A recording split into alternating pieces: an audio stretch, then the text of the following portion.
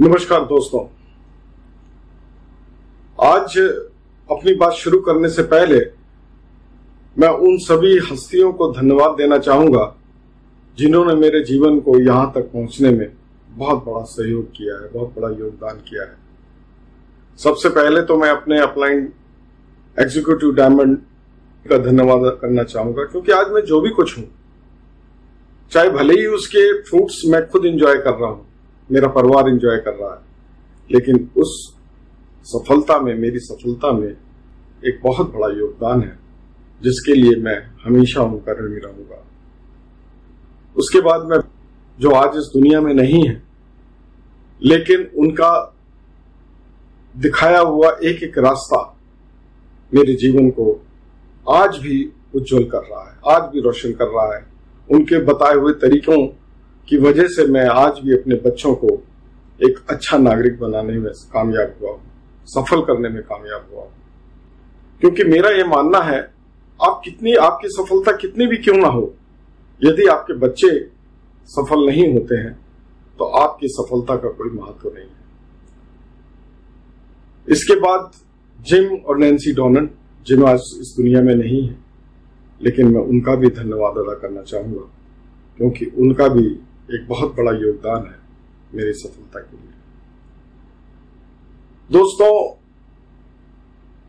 जो मेरे गर्दिश के दिन थे, मैं अपने गर्दिश के दिनों के बारे में सिर्फ इसलिए चर्चा करना चाहता हूं कि जो लोग इस बिजनेस में संघर्ष कर रहे हैं या इस बिजनेस में अभी शुरुआत ही की है और अपने जीवन में संघर्ष कर रहे हैं, तो मैं उन्हें बताना चाहूंगा कि आज जो आप संघर्ष कर रहे हैं उसका भी आपको बहुत बड़ा बेनिफिट आपकी सफलता के लिए मिलने वाला है।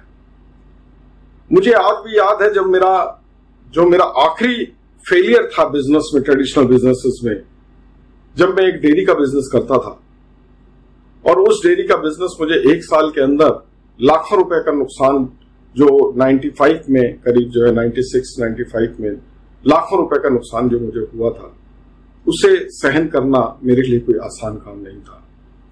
और मैं उस बिजनेस को मैं सफल होने के लिए इतना ज्यादा तत्पर था कि अगर कोई मुझसे कहता कि मैं तुम्हारे शरीर का एक अंग ले लूंगा और उसके बदले में मैं आपको इस बिजनेस में, डेयरी के बिजनेस में सफल कर दूंगा, तो मैं उसके लिए भी तैयार था। लेकिन दोस्तों, यदि मैं उस बिजनेस में कामयाब हो गया होता तो क्या मैं कभी एमवे बिजनेस मैंने शुरू किया होता? शायद कभी नहीं। तो अगर कहा जाए तो वो जो मेरे गर्दिश के दिन थे वो खराब दिन थे कि अच्छे दिन थे? उस समय भले ही वो लग रहा हो कि वो खराब दिन थे, लेकिन आज अगर मैं देखता हूं तो वो मेरे गर्दिश के दिन भी बहुत अच्छे दिन थे, जहां पे मैंने बहुत कुछ सीखा।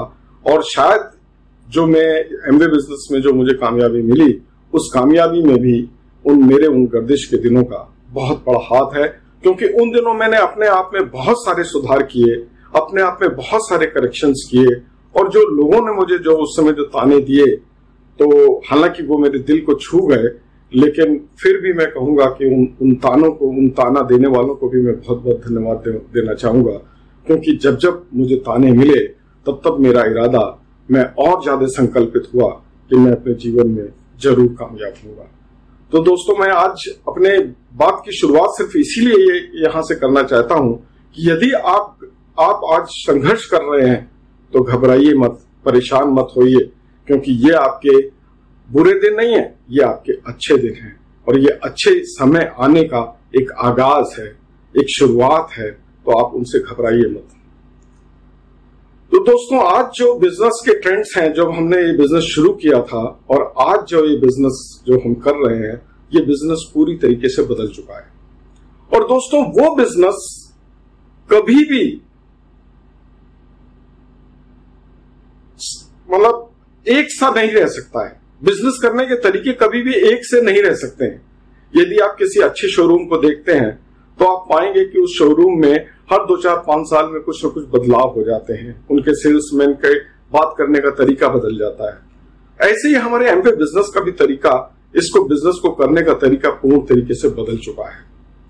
आज हालांकि हमारे पास बहुत सारे रेंज है, एमवे में बहुत सारी रेंज है, पर्सनल केयर है, आपके आर्टिस्ट्री है, स्किन केयर रेंज है, आपकी जो है एग्रीकल्चर रेंज है, आपकी होम केयर रेंज है, और आपकी जो है फूड सप्लीमेंट्स की रेंज है, न्यूट्रालाइट के नाम से आप सभी जानते हैं। ये सारी रेंजेस हमारे पास उपलब्ध है।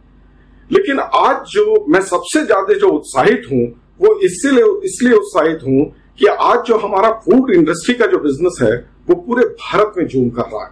आज जितने भी वेलनेस लोगों का रुझान, वेलनेस सेंटर्स में जाने का रुझान लोगों का बढ़ता जा रहा है। लोग वेलनेस सेंटर्स में जा रहे हैं, यानी फूड सप्लीमेंट में लोगों की डिपेंडेंसी बढ़ती जा रही है। उसका बहुत बड़ा कारण यह है कि हमारा ना तो वो क्वालिटी, आज फूड की वो क्वालिटी रह गई है जो आज से पहले कभी हुआ करती थी, न वैसा वातावरण रह गया है, न वैसा पानी रह गया है। क्योंकि जब हम छोटे थे हमने कभी कल्पना में भी नहीं सोचा था कि हम कभी पैक्ड मिनरल वाटर पिया करेंगे। आज बाहर जाते हैं तो हम कभी भी लूज वाटर पीने का साहस ही नहीं कर पाते हैं। तो ये चेंजेस हैं, ये बदलाव है आज का जो ये फूड सप्लीमेंट इंडस्ट्री, जिसकी वजह से हमारे जो है बहुत तेजी से आगे बढ़ रही है। और जहां तक फूड सप्लीमेंट इंडस्ट्री की बात करें तो जो फूड सप्लीमेंट्स की क्वालिटी हमारे पास है, जो एमवे के पास जो न्यूट्रालाइट रेंज है फूड सप्लीमेंट्स की, वो मैं समझता हूं इस दुनिया में उससे बेहतरीन क्वालिटी की रेंज अभी तक तो नहीं है। आज के आने वाले कल में क्या होगा मुझे पता नहीं, अभी तक तो नहीं है। इसका मतलब यह है कि फूड प्रोडक्ट्स में, फूड सप्लीमेंट्स में आज भी हमारा एज है, तो हमारा बिजनेस भी और दूसरी कंपनियों के मुकाबले बहुत ज्यादा होना चाहिए, और हो सकता है और हो रहा है। दूसरा जो मैं आज चर्चा करूंगा, आज मैं थोड़ा सोशल मीडिया के बारे में भी चर्चा करूंगा, क्योंकि मैंने बहुत सारे लोगों को ये कहते सुना है कि फूड जो सोशल मीडिया का जो रोल है आज बिजनेस बढ़ाने में बहुत ज्यादा आगे बढ़ गया है।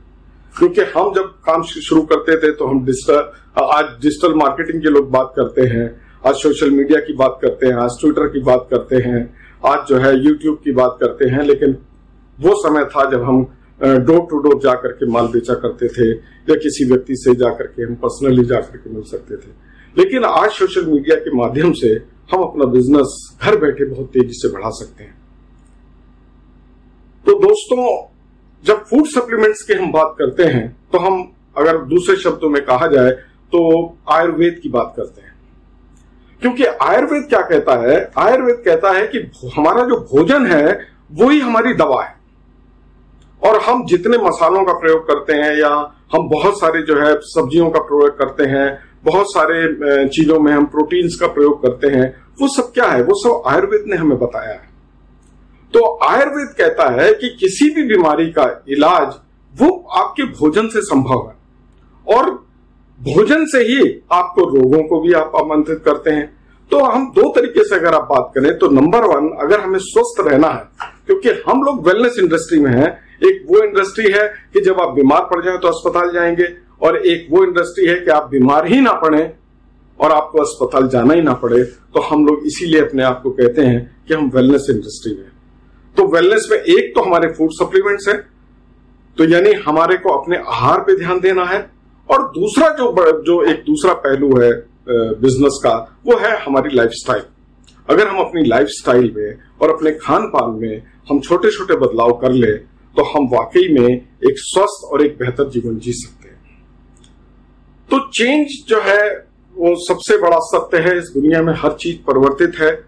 जब मैंने बिजनेस शुरू किया था, जैसी मेरी सेहत तब थी वैसी सेहत अब नहीं है, जैसा मेरा अनुभव तब था वैसा मेरा अनुभव तब अब नहीं है, जब उस समय जिस तरीके के प्रोडक्ट थे उस तरीके के आज प्रोडक्ट नहीं है। तो एवरीथिंग इज चेंजिंग। तो बदलाव जो है वही सत्य है, और हमें अब बदलाव के हमेशा साथ में रहना है। तो आज जो बदलाव ये कह रहा है कि आज जो हमारी जो फूड सप्लीमेंट्स की रेंज जो है, अगर हम उसको कैसे मार्केट करना है, अगर हम उसमें मास्टरी कर लें तो हम विजेता बन जाएंगे।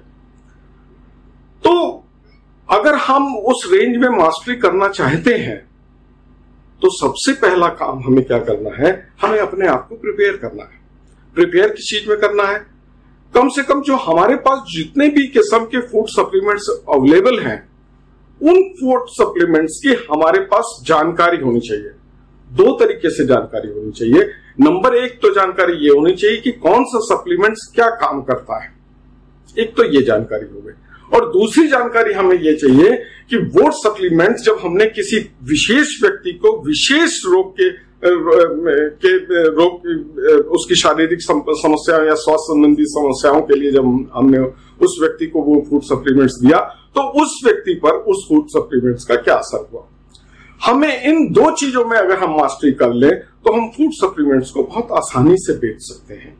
और दोस्तों, हमें बेचने से पहले एक बात हमेशा याद रखनी है कि इस दुनिया में सबके सब खरीदार हैं, हर व्यक्ति कंज्यूमर है, लेकिन कोई भी व्यक्ति ये नहीं चाहता कि उसे कोई चीज बेची जाए।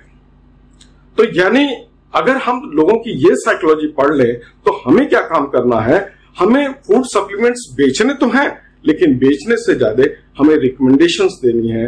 हमें लोगों को ये दिमाग में बिठाना है कि इस फूड सप्लीमेंट को किस तरीके से, किस परिस्थिति में प्रयोग किया गया तो आपके स्वास्थ्य पर बेहतर जो परिणाम आए वो किस तरीके से आए और कैसे आए। अगर ये बात खाली हम अपने लोगों को बताते रहें तो हमारा फूड सप्लीमेंट्स का बिजनेस अपने आप आगे बढ़ता चला जाएगा। तो दोस्तों, एक तो सबसे पहला काम, जैसा कि मैंने बताया कि हमारे पास जितने भी फूड सप्लीमेंट्स हैं उनकी हमें टेक्निकल नॉलेज पूरी तरीके से होनी चाहिए। दूसरी बात, हमें यह भी पता होना चाहिए कि ये फूड सप्लीमेंट्स हमारे शरीर पर या किसी दूसरे के शरीर पर किस तरीके से काम करते हैं। तो जैसा कि आप आयुर्वेद में जानते हैं कि आयुर्वेद में सबसे पहला कहा जाता है कि आपकी जो भी कुछ आपके शरीर में अगर कोई बीमारियां है या परेशानी है, उसका जड़ जो है वो आपका पेट है।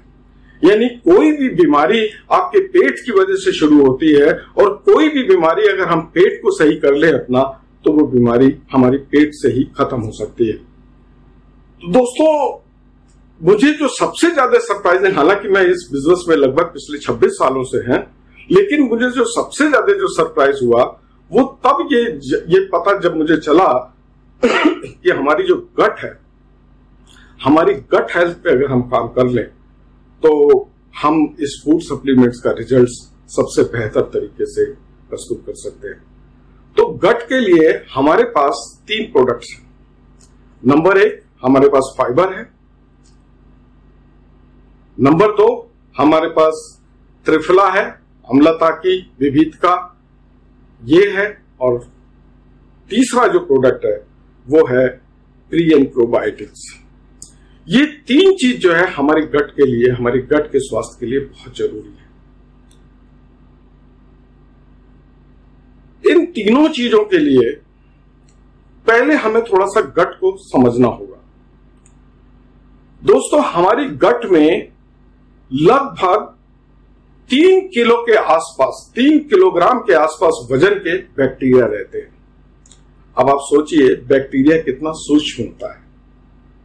यानी अगर आपके हाथ पे बैक्टीरिया है तो आप उसे आंखों से देख भी नहीं सकते हैं, इतना सूक्ष्म बैक्टीरिया होता है। और इतने सूक्ष्म बैक्टीरिया का वजन लगभग 3 किलो हमारी आंख के अंदर है। जो हमारी आंख में जो बैक्टीरिया है वो 2 तरीके का बैक्टीरिया है। आपने देखा होगा, कभी कभी आप देखते हैं कि कुछ लोग बहुत सारा खाना खाते हैं लेकिन वो बिल्कुल मोटे नहीं होते, और कुछ लोग बहुत कम खाना खाते हैं फिर भी मोटे हो जाते हैं।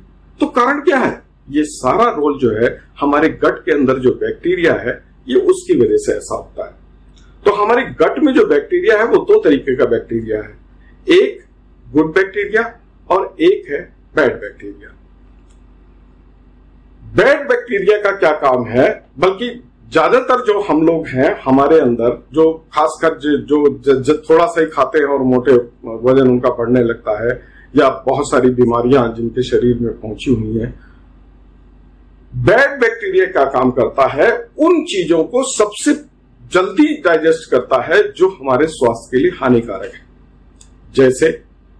जैसे वो सारे तेल, जिसको हम दूसरे शब्दों में रिफाइंड प्रोसेस से जितने भी तेल बने होते हैं वो सारे तेल, शुगर, या दूसरे शब्दों में कहा जाए तो कार्बोहाइड्रेट, जो बिस्किट्स में है, नमकीन में है, पैक्ड फूड में है, कोल्ड ड्रिंक्स में है, इन सब चीजों में जो बैक्टीरिया, जो कार्बोहाइड्रेट है, जब हम इन सब चीजों को, बिस्किट है, नमकीन है, पैक्ड फूड है, टिक्की है, समोसा है, बर्गर है, पिज्जा है, कोल्ड ड्रिंक्स है, जब हम इन चीजों का प्रयोग करते हैं तो हमारा बैड बैक्टीरिया जो गट में है वो सबसे पहले सक्रिय होता है, क्योंकि ये सारी चीजें उस बैड बैक्टीरिया का भोजन भी है। तो वो जब सक्रिय होता है तो वो क्या सक्रिय होकर के सबसे पहला क्या काम करता है कि जितना भी कार्बोहाइड्रेट हमने खाया वो एकदम से उसको डाइजेस्ट करके उससे जो है शुगर निकाल के, उससे एनर्जी निकाल करके हमारे शरीर में वो डाल देता है। जब हमारे शरीर में उससे एनर्जी निकाल के डाल देता है तो हमें जो भूख लग रही होती है वो भूख लगनी हमारी बंद हो जाती है।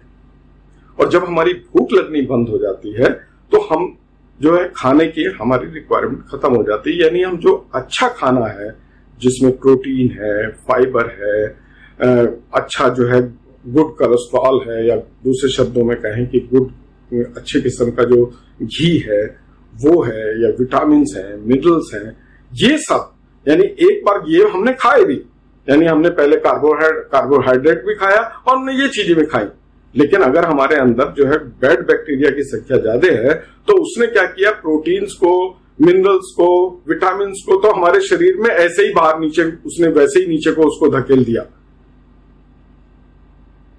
और बैड बैक्टीरिया ने ये जो है कार्बोहाइड्रेट निकाल के हमारे शरीर को दे दिया, जिससे हमारे शरीर में भूख लगनी बंद हो गई। तो हमें सबसे पहला जो काम करना है, किसी पे भी अगर हम किसी की भी सेहत पे काम करना चाहते हैं तो हमें सबसे पहला जो काम करना है वो हमें ये करना है कि हमें अच्छा बैक्टीरिया उसकी गट में पैदा करना है और गुड बैक्टीरिया हमें उसकी गट से खत्म करना है या कम करना है। अब हमें गुड बैक्टीरिया पैदा करने के लिए हमारे पास सबसे ज्यादा, क्योंकि दिक्कत क्या है कि अगर हमें गुड बैक्टीरिया, सब लोग कहते हैं कि साहब आप खूब सारा जो है वो खाइए, फाइबर खाइए, सलाद में फाइबर खाइए, अच्छी बात है, मैं ये नहीं कह रहा हूं अच्छी बात नहीं है, लेकिन हमारा जो गुड बैक्टीरिया, हमने फाइबर खाया तो चलो फाइबर से हमारा गुड बैक्टीरिया बना, लेकिन हमारे गुड बैक्टीरिया की जो भोजन है वो कहां से मिला? तो गुड बैक्टीरिया का जो भोजन है वो प्री एंड प्रोबायोटिक है। जो हमारा प्री एंड प्रोबायोटिक है वो जो चीज है वो हमारे गुड बैक्टीरिया का भोजन है।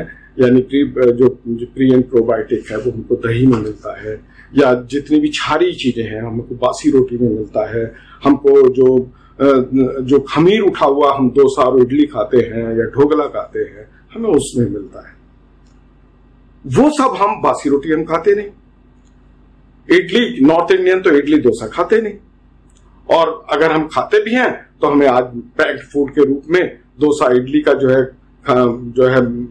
घोल मिल जाता है, हम उससे डोसा इडली बनाते हैं, तो उसमें जो है जो प्री एंड प्रोबायोटिक है, जो गुड बैक्टीरिया का जो भोजन है वो उसमें मिलता नहीं। तो हमें सबसे पहले अंडरस्टैंड करना है कि हमारी गट को हमने कैसे सही करना है। किसी पे भी आप, किसी के भी स्वास्थ्य पे अगर आप काम करें तो पहले आप उसकी गट हेल्थ पे काम कर लीजिए। और गट हेल्थ पे काम करने के लिए आप अपने लाइन ऑफ स्पॉन्सरशिप से, अपने एमरल्ड से, अपने प्लेटिनम से, अपने डायमंड से या एमवी के स्टाफ से आप इसके बारे में जान सकते हैं कि गट हेल्थ को कैसे ठीक करना है, और गट हेल्थ को ठीक करने के लिए हमारे पास कौन कौन से प्रोडक्ट हैं और वो किस किस तरीके से काम कर सकते हैं। और मैं यही बात आपको बताना चाहता हूं कि आप मेरे से काउंसिल मत लीजिए, क्योंकि हो सकता है मैं थोड़ा सा गलत हूं या आपकी परिस्थिति में वो बातें ठीक से काम ना करें, तो don't take counsel from the state. मुझसे काउंसिल मत लीजिए। आप अपनी काउंसिल लेने के लिए आप अपनी लाइन ऑफ स्पॉन्सरशिप से या एमवे के जो ट्रेन्ड स्टाफ हैं उनसे काउंसिल लेकर के आप इस पर वर्क कर सकते हैं। तो जब हमने अपनी गट पे काम कर लिया तो हमारे सारे प्रोडक्ट फिर हमारे शरीर पे बहुत ही बेहतर तरीके से काम करते हैं। हमारे पास, मैं ये तो नहीं कह रहा कि इलाज है, लेकिन अगर आप हमारे फूड सप्लीमेंट्स लेते हैं तो आप बहुत सारी परेशानियों से बचे रह सकते हैं। जैसे विटामिन डी की कमी एक बहुत बड़ी चीज होती है, विटामिन B12 की कमी एक बहुत बड़ी चीज होती है, कैल्शियम की कमी एक बहुत बड़ी चीज होती है, बहुत सारे मिनरल्स और विटामिन की कमी हमारे शरीर में बहुत बड़ी चीज होती है। प्रोटीन का इंटेक, अगर हम वेजिटेरियन है तो हम सबका प्रोटीन का इंटेक बराबर नहीं होता है। हम लोगों का जो है ओमेगा-3 की इंटेक बहुत कम है। तो यानी हमारे पास जो फूड सप्लीमेंट्स की जो रेंज है, अगर उनका सही तरीके से प्रयोग आप किसी भी व्यक्ति को कराएं तो मुझे लगता नहीं है कि उसे अस्पताल जाने की नौबत आएगी। तो वो बिल्कुल भी अस्पताल नहीं जाएगा और आप अपने फूड सप्लीमेंट से अपना बिजनेस आगे बढ़ा सकते हैं। दूसरा ये मैं मानना है कि आप बात करते हैं सोशल मीडिया के बारे में। अब बहुत सारे लोग बताते हैं, हम एमवे की मीटिंग्स में भी जाते हैं कि सोशल मीडिया का प्रयोग करिए, सोशल मीडिया का प्रयोग करिए। लेकिन सोशल मीडिया का आप प्रयोग किस तरीके से करें? जैसे जब हम ट्रेडिशनल जब हम मार्केटिंग का बिजनेस करते थे तो हम किसी के पास जाते थे, उससे कहते थे अगर आप हमारा प्रोडक्ट नहीं ले रहे हैं तो आप हमें 2-4 रेफरेंसेस दे दीजिए। तो सबसे पहला तो काम क्या है, आपके पास जो आपका व्हाट्सएप ग्रुप है आप उसमें से, बल्कि हालांकि छांटिए नहीं, मैं तो कहता हूं उसमें से सारे लोगों का एक अलग से व्हाट्सएप ग्रुप बनाइए। और वो व्हाट्सएप ग्रुप ऐसा होना चाहिए जिसमें एक तरफ से यानी सिर्फ मैसेज आपके ही जाए, बाकी लोगों के जवाब उसमें ना आए। क्योंकि जब बाकी लोगों के जवाब अगर उसमें आने लगते हैं तो उसमें बहुत सारे मैसेज आते हैं और वो लोगों को डिस्टर्ब करते हैं। यानी आपके लिस्ट में जो और बहुत सारे लोग हैं वो उनको बार बार टू करके उनको डिस्टर्ब करते हैं। उनके पास मैसेज आता है कि भाई व्हाट्सएप में कोई मैसेज है, तो वो देखते हैं तो दे गेट डिस्टर्ब। तो आप उसमें एक तरफा मैसेज डालिए, यानी उसमें एक ऐसा अरेंजमेंट कीजिए कि सिर्फ आपके ही मैसेज उसमें जाए। हाँ, हफ्ते में एक बार आप उसको खोलिए जिसमें दूसरे लोग भी अपना इनपुट दे सके। हफ्ते में एक बार, एक दिन के लिए या कुछ घंटों के लिए आप उसको जो है व्हाट्सएप ग्रुप को आप खोलिए जिसमें दूसरे लोगों के जवाब आ जाए। अब उस व्हाट्सएप ग्रुप में आपको करना क्या है भाई? सबसे पहला काम जो मैंने बताया कि आपको फूड सप्लीमेंट्स पे कम से कम मेरी समझ में 300 से लेकर के 1000 पीवी का बिजनेस करना सीखना है खुद। यानी आपको 300 पीवी से लेकर के 1000 पीवी का बिजनेस मार्केट हर महीने कैसे बेचा जाए, आपको ये सीखना है। और जो काम आप खुद सीख जाएंगे वो आप किसी को भी बड़े आराम से सिखा सकते हैं। तो अब हमारा काम क्या है कि हमारा काम है सबसे पहले अपनी सेहत पे काम करना। तो अब जैसे आप व्हाट्सएप पे क्या डाल सकते हैं, आप व्हाट्सएप पे डाल सकते हैं कि आप कौन सा प्रोडक्ट किस तरीके से लेते हैं। इसके अलावा आपका जो फैमिली में जो लोग हैं, जो परिवार में जो लोग हैं, उन आपके परिवार में कौन कौन सा आदमी कौन कौन सा प्रोडक्ट ले रहा है और उस प्रोडक्ट को लेने से उसके शरीर पर क्या असर आया, उसकी सेहत पर क्या पॉजिटिव असर आया या कोई नेगेटिव असर आया है। तो मैं तो चाहूंगा कि नेगेटिव बात ना करें, लेकिन फिर भी आप अपने अपलाइन से संपर्क करें कि उसको आप बात कर सकते हैं कि नहीं कर सकते हैं। तो उसके शरीर पर क्या असर आया, आप ये उस चीज के वीडियो पोस्ट कीजिए, अपने वीडियोस पोस्ट कीजिए। आप जो एमवे के फूड सप्लीमेंट्स ले रहे हैं वो किस तरीके से ले रहे हैं, किस समय पे ले रहे हैं, है ना, कौन कौन से ले रहे हैं, किस एज ग्रुप में है तो आप कौन से ले रहे हैं, आप अपने बच्चों को कौन से प्रोडक्ट खिला रहे हैं, आप अपने टीनेजर्स बच्चों को कौन से प्रोडक्ट खिला रहे हैं, आप खुद कौन से प्रोडक्ट खा रहे हैं, अपने माता पिता को कौन से प्रोडक्ट खिला रहे हैं, या फिर आपने किसी को सेल किया तो उसको प्रोडक्ट का क्या लाभ हुआ, एक छोटी सी क्लिप उसकी भी बनाइए, उसको भी डालिए। वीडियो छोटे छोटे डालिए। और दूसरी बात, जब आप किसी को अपने इस ग्रुप में डालें जहां पे आप ये फूड सप्लीमेंट संबंधित जब वीडियो डाल रहे हैं या जिनको आप फूड सप्लीमेंट्स दे रहे हैं उनको वीडियो डालें, तो जिनको भी आप उसमें शामिल करें उनको एक बार फोन करके उनसे पूछ जरूर लीजिए कि मैं ऐसे ऐसे एक नया ग्रुप बना रहा हूं जिसका ये पर्पस है कि सेहत पे हम लोग बात करेंगे और जो फूड सप्लीमेंट इंडस्ट्री है उन फूड सप्लीमेंट्स लेने से किसकी सेहत पे क्या क्या असर पड़ा है या अपनी लाइफस्टाइल बदलने में क्या क्या असर पड़ा है, हम उस टाइप के वीडियो अपने चैनल्स पे इस पे डाल रहे हैं। तो क्या हम आपको उसमें इंक्लूड कर सकते हैं, उस ग्रुप में क्या हम आपका नाम डाल सकते हैं? आप उनसे इजाजत ले लें तो बहुत बेहतर होगा, क्योंकि फिर वो कभी भी ग्रुप को छोड़ेंगे नहीं। और क्योंकि ग्रुप को जब कोई छोड़ के जाता है तो उसका थोड़ा पूरे ग्रुप पे थोड़ा सा बुरा असर पड़ता है। तो आप उनसे इजाजत ले लें। उसके बाद आप क्या करें, जैसे आपके जितने भी रिलेटिव्स हैं आप उनसे लिस्ट लीजिए, उनसे रेफरेंस मांगिए कि आप क्या समझते हैं कि आपके ग्रुप में आपके इर्द गिर्द आपके कितने लोग ऐसे जागरूक हैं जो स्वास्थ्य के बारे में और बेहतर जानकारी चाहते हैं। तो वो कोई 20 आदमी को 25 आदमी 50 आदमी ऐसे करके आप अपने ग्रुप को लगातार बड़ा कर सकते हैं। जैसे जैसे आपका ग्रुप बड़ा होता जाएगा वैसे वैसे आपका फूड सप्लीमेंट्स का बिजनेस बढ़ता जाएगा। और खाली फूड सप्लीमेंट्स का बिजनेस ही नहीं बढ़ेगा, उसमें से बहुत सारे लोग आपको बिजनेस ज्वाइन भी करेंगे, क्योंकि जब उनको पता होगा ज्वाइन करने से हमको ये बेनिफिट्स हैं, आप उनको पर्सनल मिलके कभी एमवे का प्लान बता सकते हैं, कैसे कैसे बेनिफिट्स हैं, कैसे यहाँ पे रिटायरमेंट मिलता है। क्योंकि मैं आई माई सेल्फ इज रिटायर्ड, मैंने 98 में बिजनेस शुरू किया था और मैं सन 2000 में पूरी तरीके से रिटायर हो गया था। मैं 2000 के लगभग 2001 में या 2000 में एमरल्ड बन गया था, और तब से आज तक मैं पूरी तरीके से एक रिटायर्ड जीवन जी रहा हूं। बहुत मजा आ रहा है, जिंदगी बहुत आसान हो गई। अभी मैं कितनी बार ऐसा होता है, अभी मेरे एक रिलेटिव आए हुए थे, तो वो पता नहीं क्या चीजें हमने मार्केट से मंगाई तो उसका प्राइस पूछ रहे थे। और मैं सच बता रहा हूं दोस्तों, I am so thankful to this business कि जब वो प्राइस पूछ रहे थे तो मैं उनसे कह रहा था आई एम सॉरी, मैंने देखा नहीं, क्योंकि मैं सिर्फ उसी जगह से सामान लाता हूं जहां पे मुझे ये पक्का पता होता है कि यहाँ पे कोई बार्गेन नहीं होता है। तो जहां पे बार्गेन नहीं होता है तो क्या फर्क पड़ता है कि उस सामान की कीमत क्या है, हमें वो सामान चाहिए, अच्छी क्वालिटी का चाहिए, और वो सामान आता है और हम उसको जो है ले आते हैं। तो आज जब जीवन इतना आसान हो गया है, नहीं तो दोस्तों होटल में जाते थे तो पहले मेनू कार्ड ही देखते रहते थे, फिर ये देखते रहते थे कि उसमें कौन सी चीज का प्राइस क्या क्या है। अब वो सब चीजों से मैं आजाद हो गया हूं, मुझे इस तरीके से कोई दिक्कत नहीं होती है। मेरी माता जी अभी कुछ दिन पहले ही उनका स्वर्गवास हुआ। मेरी वाइफ या मेरे बच्चे, मेरी वाइफ भी थोड़ा सा जो है कुछ प्रॉब्लम्स उसको हो रही हैं, तो जब भी मैं उसको हॉस्पिटल लेके जाता हूँ या मैं अपनी मदर को हॉस्पिटल लेके जाता था, मुझे इस बात का कभी अफसोस नहीं होता है कि मुझे उनके इलाज में पैसा लगाना पड़ रहा है। मैं हमेशा भगवान से शुक्रगुजार करता हूँ कि भगवान आज मुझे मेरे पास इनके इलाज में पैसा लगाने के लिए पैसा मौजूद है। मुझे उस पैसे को खर्च करने में कोई परेशानी नहीं होती, मुझे उस पैसे को खर्च करने के लिए किसी से कर्जा नहीं लेना पड़ता, मुझे उस पैसे को खर्च करने में ये नहीं सोचना पड़ता कि अगले महीने कहाँ से आएगा, कैसे आएगा। तो I am so thankful to God and I am so thankful to this Amway business, क्योंकि इसकी वजह से मेरी जीवन शैली ऐसी हो गई है। दोस्तों, ये बिजनेस आपको क्या दे सकता है, आप कल्पना से परे बात है। आप कभी इमेजिन भी नहीं कर सकते कि आपको इस बिजनेस से क्या क्या मिल सकता है।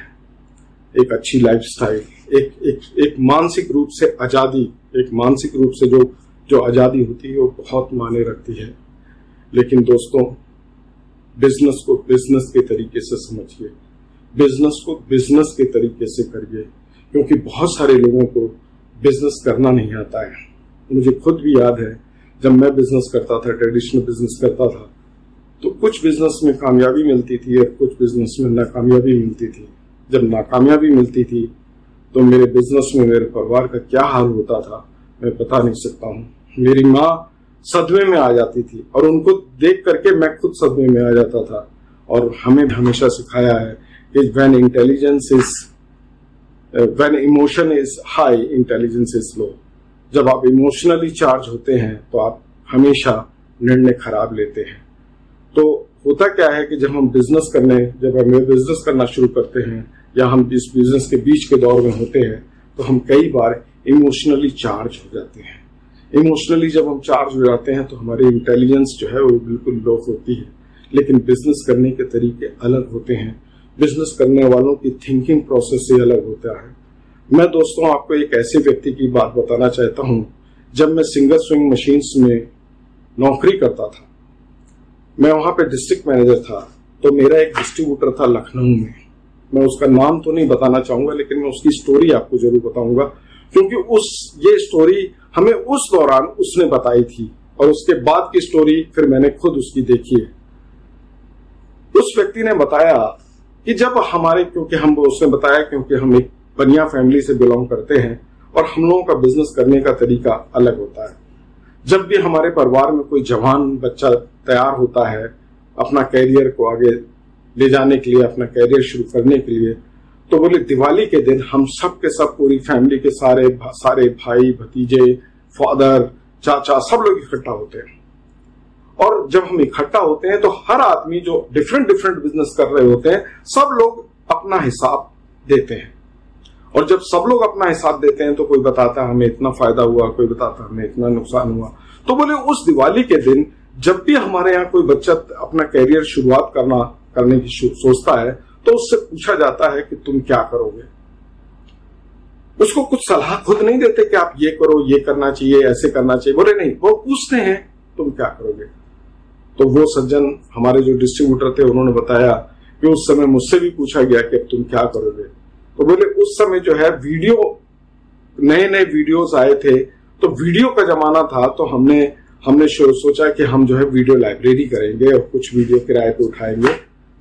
तो वीसीडी, हम वीसीपी आते थे, वीसीपी या वीसीडी जो भी थे, तो वो हम उन्हें किराए पे उठाएंगे और हमारी लाइब्रेरी से लोग जो है कैसेट्स किराए पे लेंगे, हम वो बिजनेस करेंगे। तो फैमिली ने कहा कोई बात नहीं, लेकिन आपको उस बिजनेस को करने के लिए कितना पैसा चाहिए। तो उन्होंने कहा मुझे उस बिजनेस को करने के लिए 1 लाख रुपए चाहिए। बोले 1 लाख रुपए दे दिया। हमने बहुत ही शानदार जो है वीडियो लाइब्रेरी बनाई और उसमें हमने कुछ वीसीडी जो है किराए के लिए रखे। बोले 1 साल तक हमसे किसी ने नहीं पूछा कि तुम क्या कर रहे हो, कैसे कर रहे हो, कितना फायदा हो रहा है, कितना नुकसान हो रहा है, बिजनेस अच्छा चल रहा है, खराब चल रहा है। बोले दिवाली पे हमारा हिसाब हुआ। जब हमारा हिसाब हुआ तो हमको 1 लाख रुपए जो उन्होंने दिए थे, उस हिसाब में सिर्फ 6,000 रुपए बचे थे, यानी 94,000 का हमें नुकसान हो चुका था। तो फैमिली ने कहा कोई बात नहीं, 94,000 का नुकसान हुआ, कोई बात नहीं। बोले अब क्या करोगे। बोले अब हम इस बिजनेस को नहीं करेंगे। बोले ठीक है, नहीं करोगे तो अब क्या दूसरा बिजनेस। बोले अब हम डिस्ट्रीब्यूशन का बिजनेस करेंगे। बोले ठीक है, आप डिस्ट्रीब्यूशन का बिजनेस कर लो। बोले अब क्या चाहिए। बोले ये जो 94,000 का हमें घाटा है ये पूरा कर दीजिए, यानी हमारे पैसे 1 लाख फिर से कर दीजिए। बोले ठीक है। बोले 1 लाख किए। हमने फिर से डिस्ट्रीब्यूशन का बिजनेस शुरू किया, काम करते रहे। साल का अंत हुआ, दिवाली आई, हमारा फिर हिसाब हुआ। जब फिर हिसाब हुआ तो हमारे पास 1 लाख रुपए में से घट के सिर्फ सब कुछ लेना देना मिला के कुल 70,000 रुपए बचे थे, यानी हमको 30,000 रुपीज का नुकसान हुआ था। घर वालों ने पूछा चलो कोई बात नहीं, अब क्या करोगे। बोले हम इसी बिजनेस को कंटिन्यू करेंगे। बोले क्या चाहिए। बोले जो हमारे 70,000 जो हो गए हैं, जो 30,000 हमारा घाटा हो गया, ये और पूरे कर दीजिए और हमको पूरा 1 लाख रुपया दे दीजिए। बोले कोई बात नहीं। उन्होंने और 30,000 रुपीज दिए। उन्होंने फिर बिजनेस किया। बोले जब उसके बाद अगले साल जब हमारा हिसाब हुआ तो हमारे पास उस बार 1,12,000 रुपए की रकम बची थी, यानी 12,000 रुपए के हम फायदे में थे। फिर पूछा गया क्या करोगे। बोले इसी को कंटिन्यू करेंगे। बोले कुछ चाहिए। बोले अब कुछ नहीं चाहिए। उस आदमी का बिजनेस, ये मैं बात बता रहा हूं, ये करीब 93 के आसपास की बात है। और 2008 में मैं उनसे मिला तो नहीं था, लेकिन उनके एक शोरूम में मैं जो है वीडियो कैमरा खरीदने गया था। तो तब वहां के एम्प्लॉय से मैंने बात की, तो तब उस समय 2008 में मुझे पता चला कि उस आदमी का बिजनेस लगभग 500 करोड़ का बिजनेस था। यानी 2008 में 500 करोड़ का बिजनेस था। आज करीब 16 साल हो गए हैं, तो मे भी उसका बिजनेस हजारों करोड़ रुपए में होगा। तो यानी बिजनेस जो मेरा यहाँ पे जो बताने का जो उद्देश्य है वो सिर्फ ये है कि बिजनेस को बिजनेस के तरीके से समझिए। आप सोशल मीडिया पे काम कर रहे हैं, आप हेल्थ सेक्टर पे काम कर रहे हैं, आप न्यूट्राइट पे काम कर रहे हैं, आप आर्टिस्ट्री पे काम कर रहे हैं, आप एप्सा पे काम कर रहे हैं, होम केयर पे काम कर रहे हैं, पर्सनल केयर पे काम कर रहे हैं, किसी पे भी काम कर रहे हैं, कोई फर्क नहीं पड़ता। अपने इस बिजनेसमैन की स्टोरी सुनाने का मेरा सिर्फ यही उद्देश्य था कि बिजनेस को बिजनेस के तरीके से करिए। समय लगेगा, ये नहीं कि आपने 2 महीने किया, 3 महीने किया और उदास हो गए और आपने छोड़ दिया। नहीं, आप करते जाइए, अपनी गलतियों को सुधारते जाइए, अपनी गलतियों के बारे में अपनी लाइन ऑफ स्पॉन्सरशिप से सीखते जाइए। हो सकता है आप 1 साल में सफल हो सकता है आप 1.5 साल में सफल हो सकता है आप 2 साल में सफल हो सकता है आप 3 साल में सफल हो, या हो सकता है आप 5 साल में सफल हो, लेकिन आप सफल जरूर होंगे। और एक बार अगर आप एमबी बिजनेस में सफल हो गए तो आपकी आने वाली पीढ़ियां के ऊपर भी आपकी सफलता का बहुत बड़ा असर पड़ेगा, जिसकी आप कल्पना भी नहीं कर सकते। Thank you very much.